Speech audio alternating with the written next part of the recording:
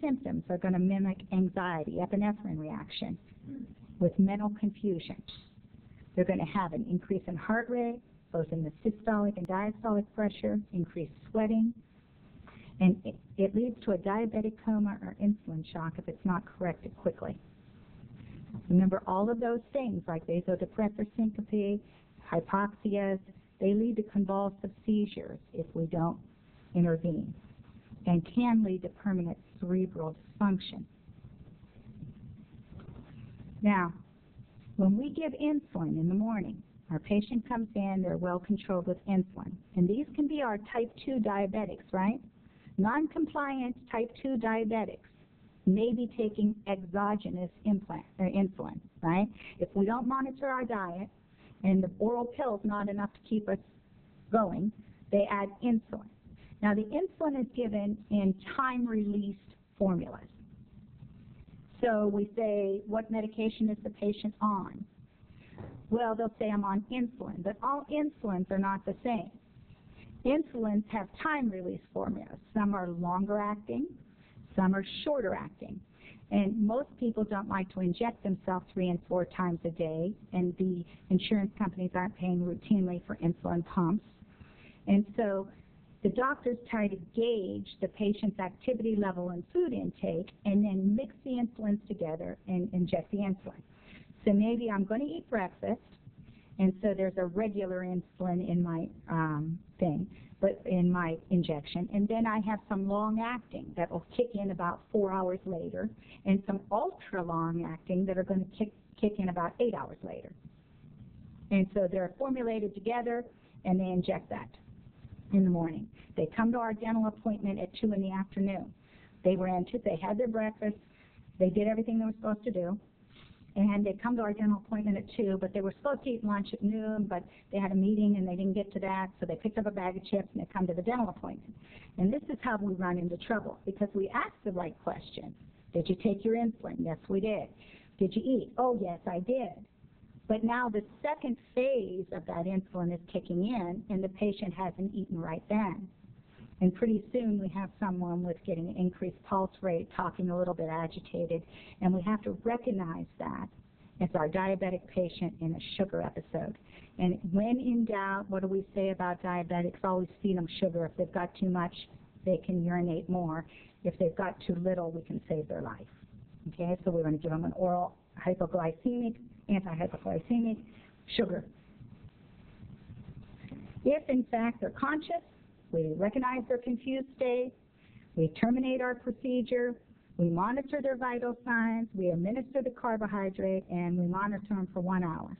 If they're unconscious, we're going to terminate the procedure, position the patient supine, open the airway, monitor the vitals, summon medical assistance, and we're not going to administer anything within their mouth, because the definition of unconscious means they don't have a protected airway.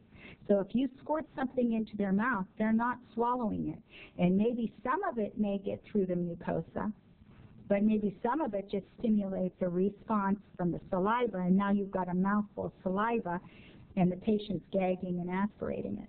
So we don't want to squirt things into their mouth when they're unconscious. Get the paramedics on board. Now, if we don't recognize it and they go into seizures, what is a seizure? Well, seizures are just symptoms of a brain problem, and they happen because of sudden abnormal electrical activity in the brain. When people think of a seizure, they think of a convulsion, okay, the shaking tonic-clonic. But some seizures are just focal. Some seizures involve just one body part, and some are just absence, where you just missed for 30 seconds what I said, absent seizure. Most seizures, though, will only last somewhere between 30 seconds, 2 minutes, and they do no lasting harm. People that have repetitive seizures are termed to have epilepsy. Seizures that don't stop, one right after another, or prolonged seizure, is called a status epilepticus and is a medical emergency.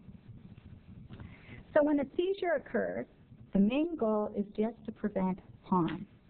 You want to clear your bracket table. You know, the patient may wail or flail, and if you have a burr on the bracket table or a handpiece, you know, they could impale themselves with it.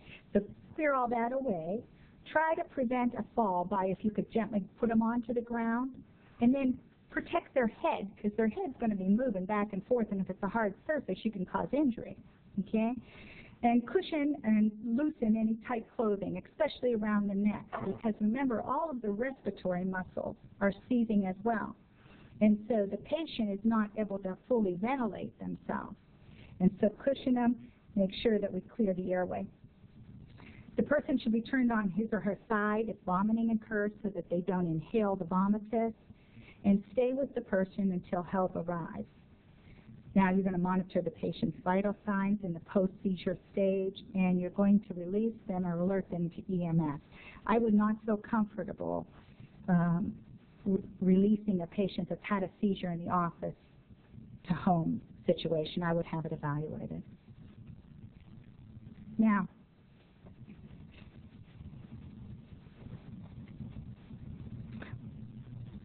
we're going to cover stroke. And this is the next to the last thing we're covering. And the stroke we should be very familiar with because we're all certified in CPR, and that's a requirement now of the American Heart Association to talk about stroke along with heart disease. And the last thing we're going to cover is heart disease because we're all familiar with that too. And a stroke is a damage to the part of the brain when the blood supply is suddenly reduced or stopped. And a stroke may also be called a CVA or cerebral vascular accident. And the part of the brain that was deprived of blood dies and can no longer function.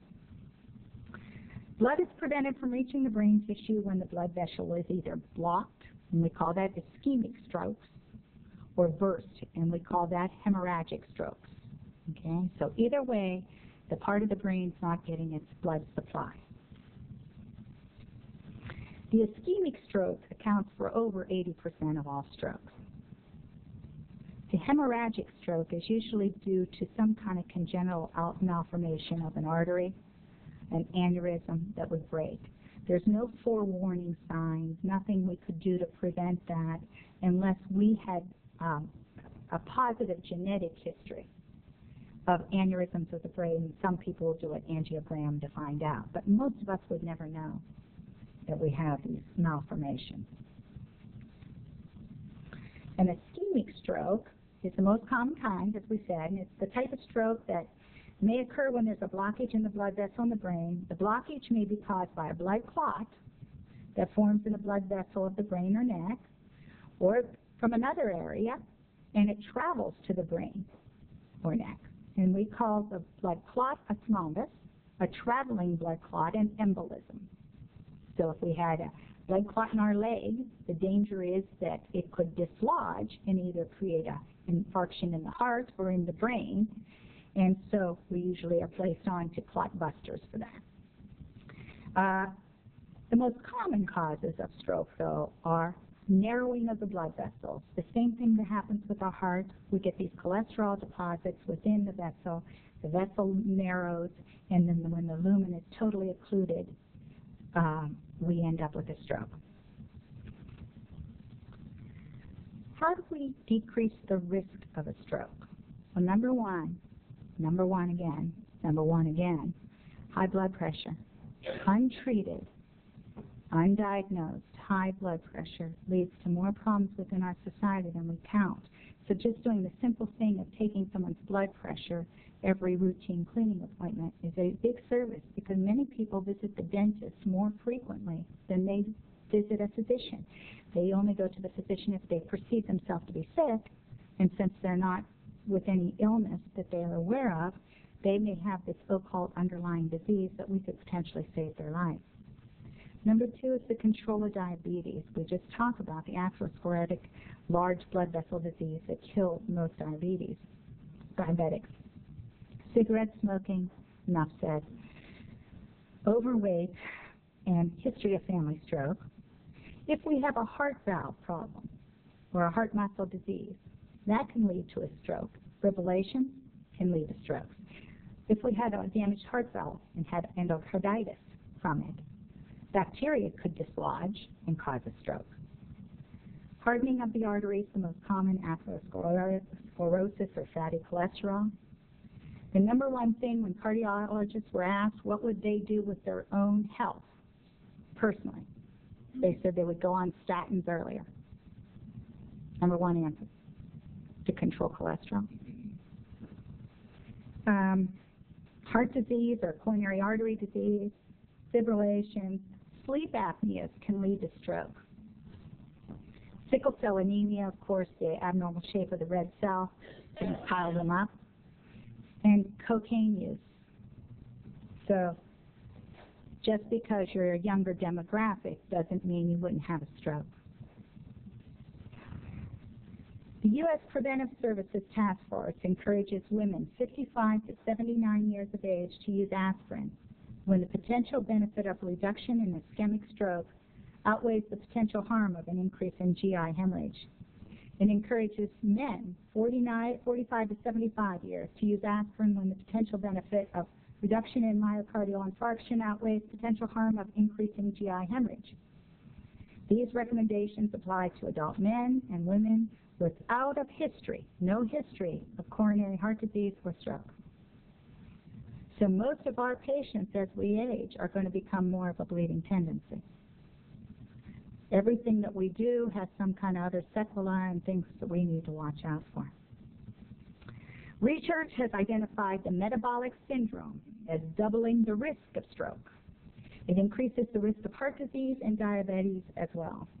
Now, metabolic syndrome, also known as Syndrome X, is defined as the presence of 3 or more of the following health conditions: excess weight around the waist, men more than 40 inches, women more than 35, triglyceride blood level of 150 or above, HDL levels below 40 for men, below 50 for women, blood pressure of 130/85 or greater, and pre-diabetes, which is a fasting blood sugar between 100 and 125, or frank diabetes, a fasting blood sugar over 125. The symptoms of a stroke differ depending on the part of the brain that's affected and the extent of the damage. Symptoms following a stroke come on suddenly and may include weakness, numbness, tingling of the face, arm, or legs on one side of the body, trouble walking, dizziness, loss of balance or coordination, and inability to speak or difficulty speaking, trouble seeing out of one or both eyes, or double vision, confusion or personality change, difficulty with muscle movements such as swallowing, moving your arms and legs, the loss of bladder or bowel control, a severe headache with no other known cause, and finally loss of consciousness itself. Now, warning signs of a stroke, ischemic type only, happen before the actual stroke occurs. And they're called transient ischemic attacks. And you'll hear our patients come in, any change, well, no, not really. My doctor said I had a mini stroke, but it wasn't a real thing.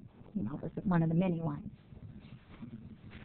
That should perk our ears, right? This is automatically placing the patient in ASA3 category, right? And so we're going to reduce stress. We're going to make sure they're okay. What did we do? Did they place them on any blood thinners for that? What did they do with that information? And, of course, these people are usually on cholesterol pills, hypertensive medications, and probably now on a blood thinner of some sort. A TIA is sometimes referred to as a mini stroke, and it causes the same symptoms, but they go away within a few minutes to an hour, okay? Now, how are we going to manage them? Whether it's a TIA or it's a stroke, my algorithm says call 911. I'm not going to make the diagnosis what it is. Treatment can be more effective if it's given quickly. It's important that we write down the time that the first symptom occurred.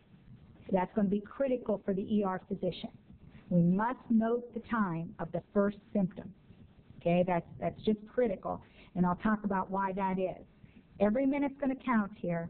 If they're conscious, we're going to keep them upright. We're not going to put more fluid into the system, right? And we're going to monitor their vital signs. I stole this picture. I loved it, and it's supposed to be for us consumers to act fast, okay? If the face is drooping, one side to the other, they stick their tongue out and it goes to one side. If the arms, one's moving, the other one's not moving. If they have garbled speech, time is of the essence, call 911, or you activate your EMS. Because sometimes 911 is a central dispatch and it may be coming from across the county. In a county like Columbiana, that's important to me. I'd rather call my central EMS unit.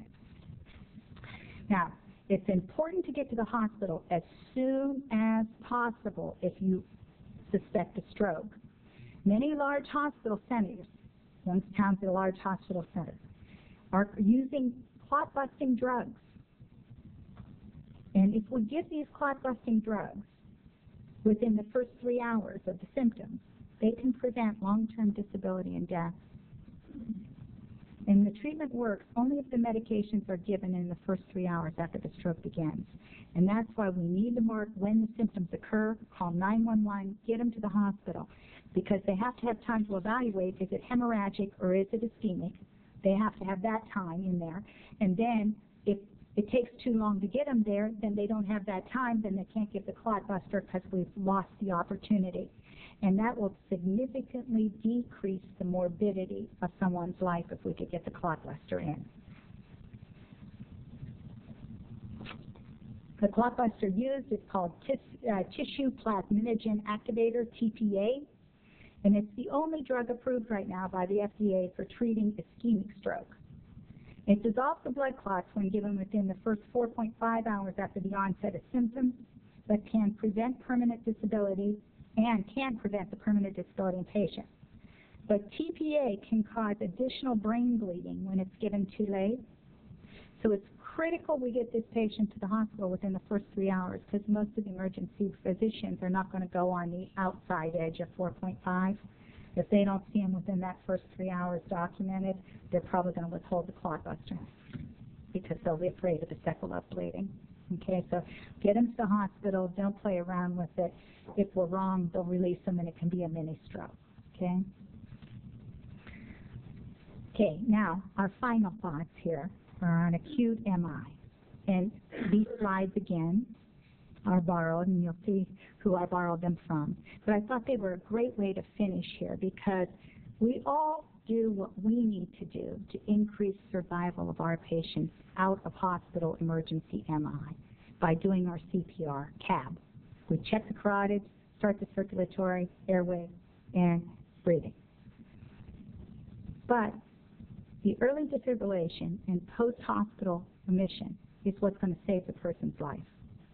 So the quicker we get that EMS, and that's why that's number one on the list, activate the EMS, the better it's going to be. And so I thought it would be interesting, after we talk a little bit here about MI, if we knew what they're going to do when we get them there, and whether or not the patient will survive for all of our hard work, because that 30 to 2 is awful tough to do. If many of you have practiced it, I'm exhausted after 1 minute of 100 beats per second, or a minute. So I can't imagine if I had to do this for 30 minutes until the EMS arrived. So the quicker we get them there, the better the survival. They're going to get the AED, but after the AED, what then? What do we do then? Okay. So the incident, the thing I wanted to point out on this slide is over half of the patients are still dying before they ever get to the hospital. And so that's why the change in the CPR is to get them to the hospital where they can be saved, regardless of that, okay? The acute plaque fissuring and rupture, you get a superimposed thrombus, and you get a transient or a permanent occlusion of an artery to the heart, coronary artery. Dr. Putnam was really nice. This was the only person that actually physically called me to tell me it was nice. I found his slides and he was happy that I was planning on using them, and he was happy that somebody's life would be saved because of that. And I thought that was really special of him to do that, and so I wanted to acknowledge that. But any acute MI is caused by myocardial necrosis, death of heart tissue because of lack of oxygen. And how we determine whether or not somebody had an MI or not is by looking at preferred biomarkers. like cardiac troponin. Troponin is a muscle fiber protein, and so if it dies, you can follow it in the blood system as it's being eliminated, and you can gauge how much and what extent of damage there was. I'm not switching you over. Huh?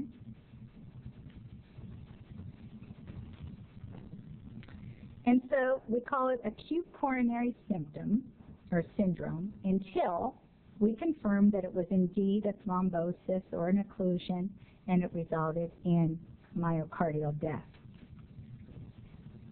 These little thrombotic plaques, we have an atherosclerotic vessel, and the vessel gets platelets build up on them, and as the platelets get built up, we get into a thrombus, and it totally occludes.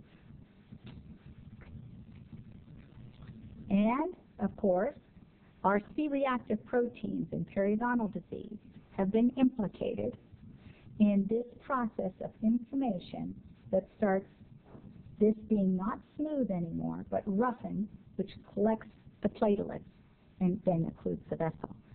So now we're looking at making sure that periodontal disease is treated not just to save teeth, but also to save lives. The lipid-rich soft plaques are more dangerous than the hard plaques. The harder the plaque, they've got more collagen on them, they seem to be better. It's the fat plaques that seem to have the problems. Now the fat plaques are why we're all getting on statins or some kind of anti-cholesterol medication to keep the plaques down in our vessels. And they look like that with inside the lumen of the vessel, and the platelets aggregate around them, and they totally occlude the vessel. And these small little vulnerable plaques are creating most of the problem. How do we treat it? Well, time's of the essence. We're going to activate the EMS system. We're going to evaluate no more than 10 seconds for the carotid pulse. One of the things the American Heart Association found, it was taking us way too long to decide to get in there and do a chest compression.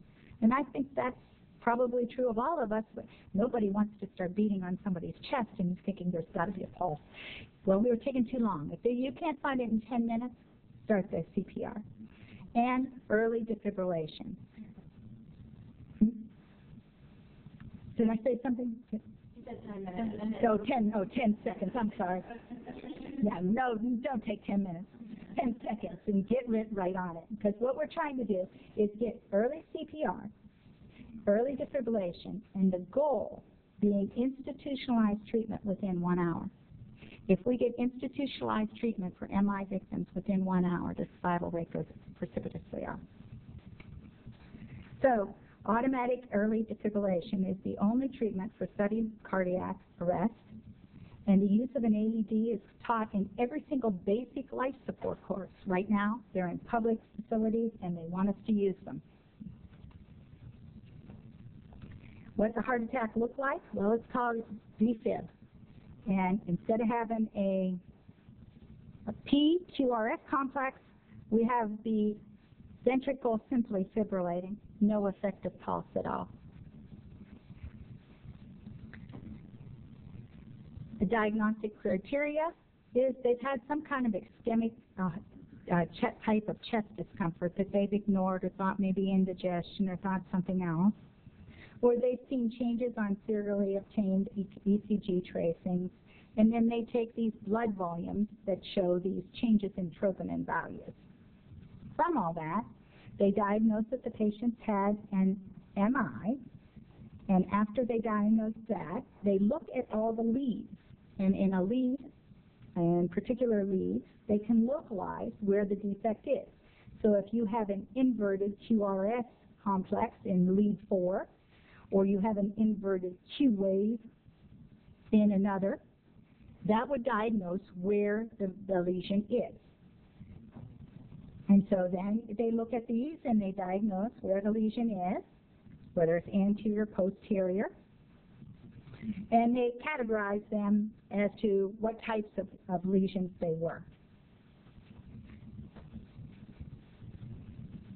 And so because they can categorize them, They find that 30% have a cardiac ischemia without any infarction at all, and those patients are probably managed medically with just medications from there on out. 50% of all these admissions had non-cardiac origin.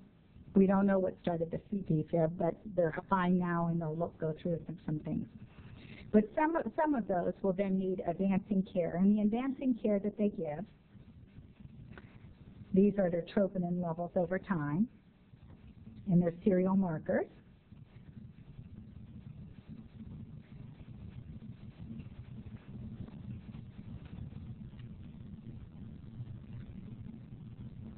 The advancing care they want to achieve is a sustained reperfusion of the jeopardized myocardium.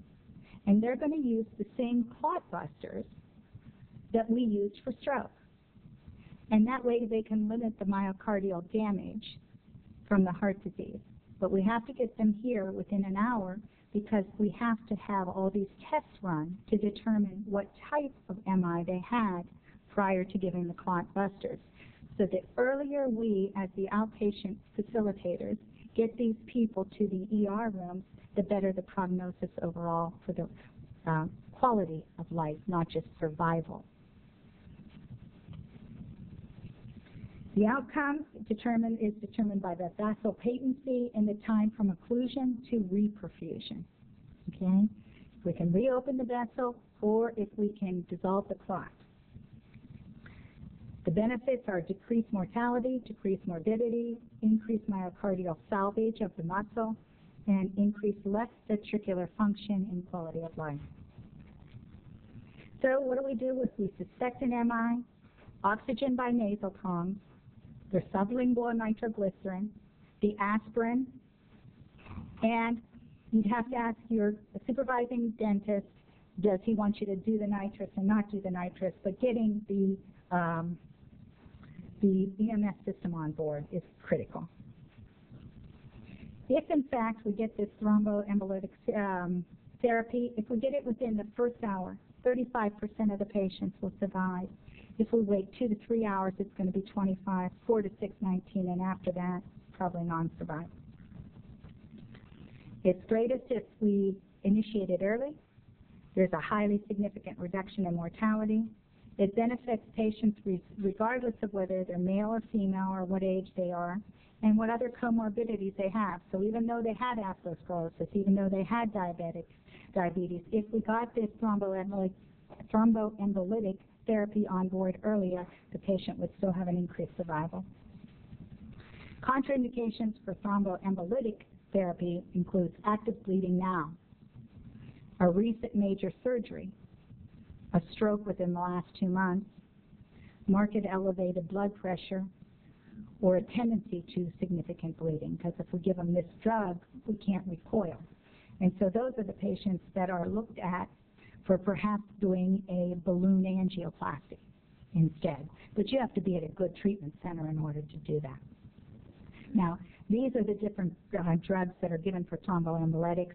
They're all expensive drugs, but probably the drug of choice today is still this TPA.